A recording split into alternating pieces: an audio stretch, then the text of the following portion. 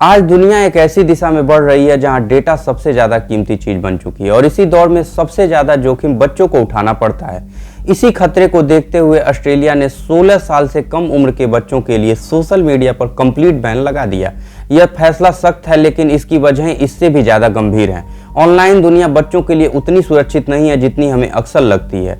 हर दिन लाखों बच्चे online bullying, trolling, cyber bullying, misinformation, online शोषण का शिकार होते रहते हैं। सोशल मीडिया का एल्गोरिदम यह नहीं देखता कि स्क्रीन के पीछे बच्चा है या कोई बड़ा, वह सिर्फ यह देखता है कि कौन सा कंटेंट बच्चे को ज्यादा देर तक रोक सकता है। और जितना अधिक निगेटिव, चौंकाने वाला और एक्साइटिंग कंटेंट होता है, एल्गोरिदम उसे उतना ही ज्यादा पुश करता है। यह सीधे बच्चों के मेंटल हेल्थ, कॉन्फिडेंस और फोकस करने की कैपेसिटी को नुकसान पहुंचाता है। WHO के अनुसार 2 साल से कम उम्र के बच्चों का स्क्रीन टाइम 0 मिनट, 2 से 4 साल के उम्र के बच्चों का अधिकतम प्रतिदिन 1 घंटा होना चाहिए। लेकिन भारत की वास्तविकता बिल्कुल उलट है। एम्स रायपुर के एक एनालिसिस के अनुसार भारत में 1 से 5 साल के उम्र के बच्चों का औसत स्क्रीन टाइम 2 से 5 घंटे प्रतिदिन पाया गया।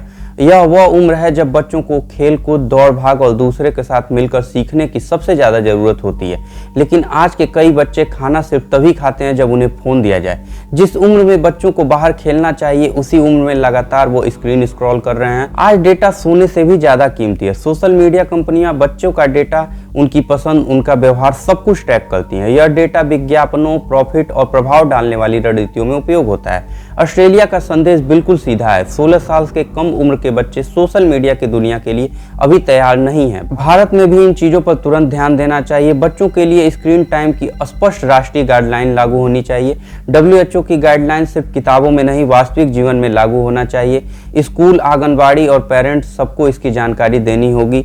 सोशल मीडिया कंपनियों पर कड़े नियम और पेनाल्टी लगाने होंगे यदि प्लेटफॉर्म बच्चों का डेटा इकट्ठा करते हैं, गलत कंटेंट दिखाते हैं या एज वेरिफिकेशन नहीं करते तो उन पर सख्त कार्रवाई होनी चाहिए। पेरेंट्स की भी डिजिटल ट्रेनिंग अनिवार्य होनी चाहिए। स्कूलों में डिजिटल सेफ्टी एजुकेशन जोड़ा जाना चाहिए। बच्चों को समझाना जरूरी है कि ऑनलाइन दुनिया असल दुनिया नहीं।